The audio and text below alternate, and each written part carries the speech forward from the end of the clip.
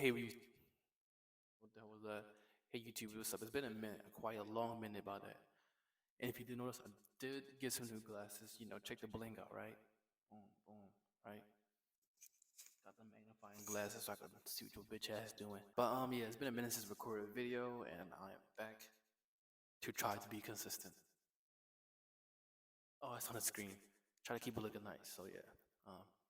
Hey guys, if you guys don't remember me, I'm the black guy who's very inconsistent. Just like my relationships, I am inconsistent. I'm here to making a video. Wait, you see that smile? Okay, if you watch my old videos, you understand. But yeah. So we're gonna have today's video. So today's video is about reacting to. Wait, why did I say it's in the fucking title? Just look down, or look right here. If it's on your phone, just look right there. Roll that clip. How about you're the toxic one? Why? And I'm going to tell you why. Because you knew he was religious, you knew he lived a certain type of lifestyle, he gave you the commitment, yet you still wanted to act like you were single. So I would argue, if you're in a relationship with a guy, he's going to expect certain things. No guy wants to commit to a fucking hoe. That's the truth. We got 17,000 people watching right now. We can ask them all, do you want to commit to a hoe? I guarantee you none of them are going to say yes. So my thing is, you got with a religious guy. You knew he was religious. You knew he had certain morals and values. But you tried to change him. Go to the club with me. I want to dress this way. I want to behave this way. So you wanted to get a relationship and security from this guy while simultaneously being able to act like you're single. I would argue that's actually toxic. Okay, so usually just watch that clip. This is basically what's true of a lot of girls, especially when you have especially when they have like boyfriends who are like kind of like homebodies or calm or anything like that. They tend to get like that. They try to change them. Like for example, me myself, I'm kind of like a homebody. Like I don't be trolling, I don't be out in the streets. And then my girl would say something, oh, let's go out to the club. She asked me to go out to the club before. She went to the club many times. Obviously I was not okay with it. But as you can see, she is not here. She belongs to the streets. But anyways, like I was saying though, it's just a true thing. Not rules, just things they don't feel comfortable with or putting their foot down in certain situations. Like, hey, don't do this or don't do that, don't do this, don't do that. And at that, the guy's not really asking for much in return. It's probably something little like that. Don't act like a whore, basically. And when you tell women not to do certain things, they get offended and try to, like, what's that word? Gaslighting. That's the word, gaslighting. They try to gaslight you. Like, oh, you trying to control. You like this, da da da da da, blah blah blah blah. When it's not really the case, you just want to minimize or mitigate this situation or the risk of her being put in a situation where she might behave like a hoe. Like for example, you date a girl, you don't think she's a hoe. You don't. When you truly love a girl, you don't think she's a hoe, but you trying to do everything in your best belief, whether you're a man or woman dating a woman, to make sure that girl doesn't do anything that can potentially cause her to become a hoe. Whether it's having whole friends, going to the club, getting drunk out in public. All three of the things which my ex would do. But once they do something disgusting, it's just so hard to not see them as how you normally saw them from the beginning. Like my ex did some shit, I just could not see it the same way. Oh, you talked to girls before, you did this before, yeah. But for me, I can fuck a girl with my eyes closed and not give two fucks about her. I can fuck a girl who hates me. You know how many girls that hated me and I will still fuck the shit out of them like I hate them still, and still fuck them and give them like some good ass dick a lot. But at the same time though, right, a girl cannot do that. We don't operate on the same levels when it comes to certain things. Okay, so I cut the next part of this video out because I had went on a tangent about something and I didn't want it to be in the video no more, so I'm cutting it out. Anyways, this is a common thing that women do to guys, especially when we probably don't respect, or they see that the guy isn't a certain way like them. So they try to make them get involved in their lifestyle, and it makes it toxic and it doesn't work out. So I hope you guys understand that because I kind of explained things thoroughly, or try to.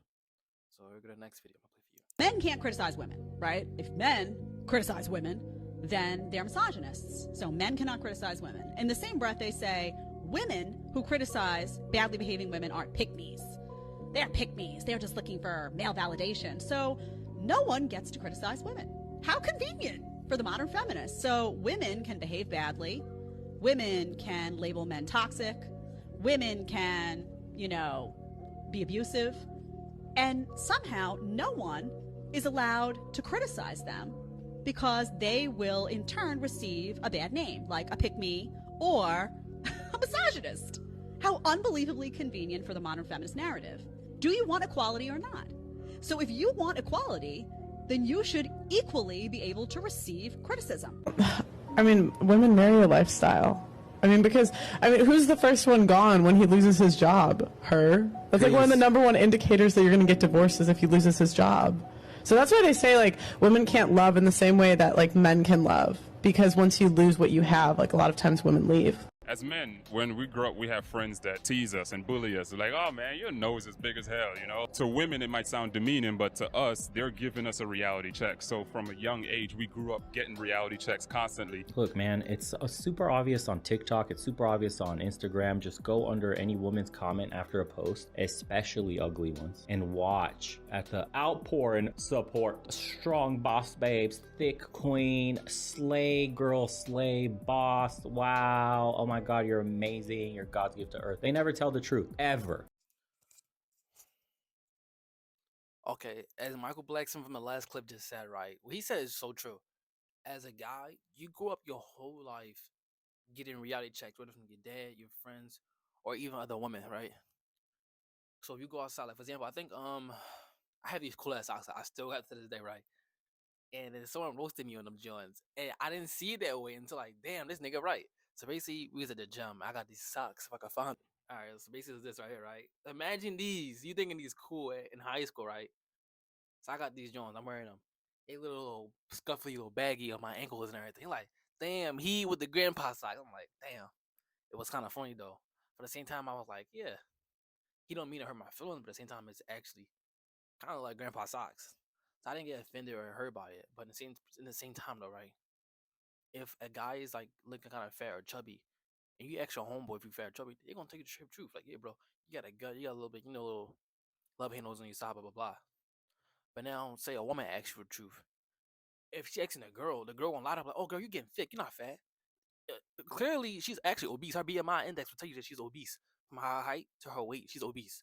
But if she asks her boyfriend that, sometimes to stay out of trouble, the nigga gonna lie. Because, women can't really handle the truth. That's why other females lie to females. Or when she gets her dude to tell her truth, she gets offended. That's why some guys just opt to tell a lie, so the girl don't go off on them. I'll forever submit to you, Miles. I'll forever respect you, Miles. I'll forever honor you, Miles, as the head of our home. In heaven, they hear. On earth, I declare and decree, I shall be a submissive wife unto you. So I want to say, I put that last video clip for a reason. To show you guys and girls, or mostly guys, that not every woman in the world is crazy. You have to be the right man in the right place at the right time to find your woman. I'm not gonna say everyone is a woman because I just believe in whatever you do, you chose your actions. I'm not gonna say someone for someone. I don't believe in that shit unless you make it happen. Because you can say that, and then the girl who supposedly was for you, if you don't ever move out the house in that one spot, never comes to your life. So the ball's in your hand, the controller's in your hands. You make your moves, your turn, chessboard. Men just stay fit, stay healthy. Women stay with you too. And get your passports and travel. It's more than women in your city or your town or wherever you fuck you at. Or in the States in general. Just get out there and explore.